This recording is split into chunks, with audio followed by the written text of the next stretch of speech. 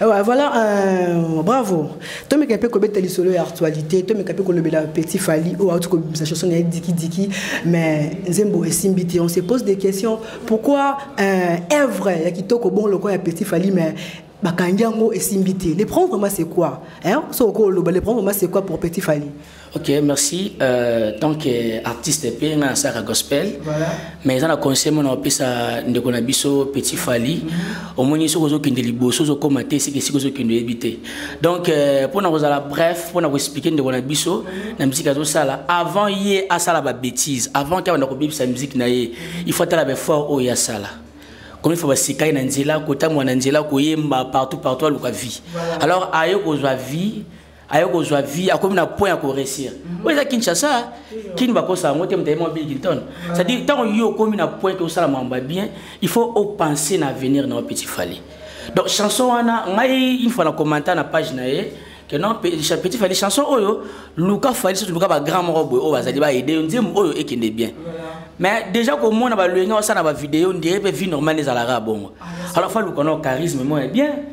Alors qui directeur artistique moi bien ko aider nzembo wana kende liboso ta biloko ya mina kata nzembo wana en réalité oui chanson on a kono makelele alors ils ont na visa na Québec France pour bet nzembo nozongi donc au sein de des autres na qui soit bandela so nzembo. Ben il paraît qui est un garçon moi pas un rappeur voilà aya beti remix ya diki wana parce que petit façon déclarer droit d'auteur nae petit Fally tant beta banzemba Fally signer ba droit d'auteur.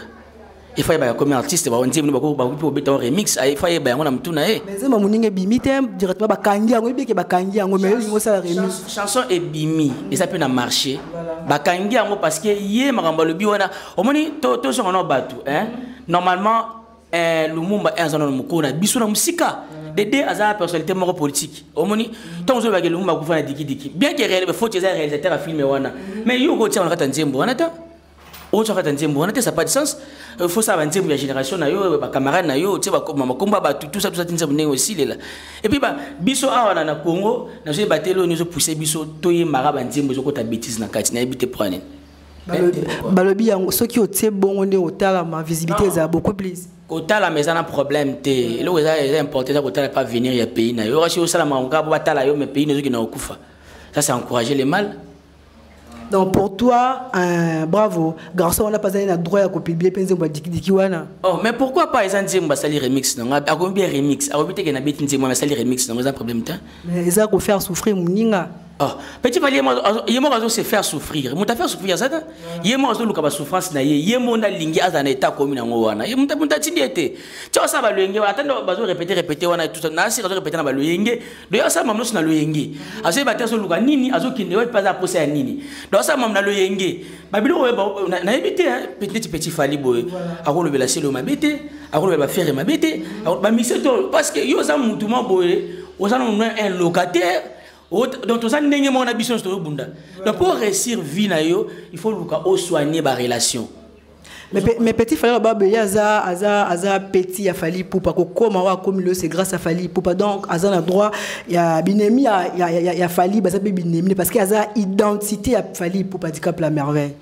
Petit Fally, il y a identité à Fally, il y a Fally Poupa. Non, on a dit Nandimi ngota attendez na wondi ngota on dit oh mais Fally na petit Fally bande mota Fally na petit Fally abolo bana français te ay anglais te l'autre tout ça soit asa identité petit Fally non bi asa identité asa descendant ya Fally atena ba répétition nga banzembo ba Fally voilà alongo la idée wana asa artiste ali bosu tête manasima ya muninga moni ba mission surtout mona en États-Unis wana ba Fally o ba faire ba tout ba bimana sima pe abatu alors so ba bimana sima ba tingo la tête que tout mona kofi le midi matin na podium na faire et lui, il que le roi fait rigoler, le roi peut-être que oui, on a un qui n'a Kofi, faire rigoler sur un sens morté. Le roi, tant qu'il y a un respect, il Fally pour respecter, pour faire, et tout ça, ma camarade de Fally.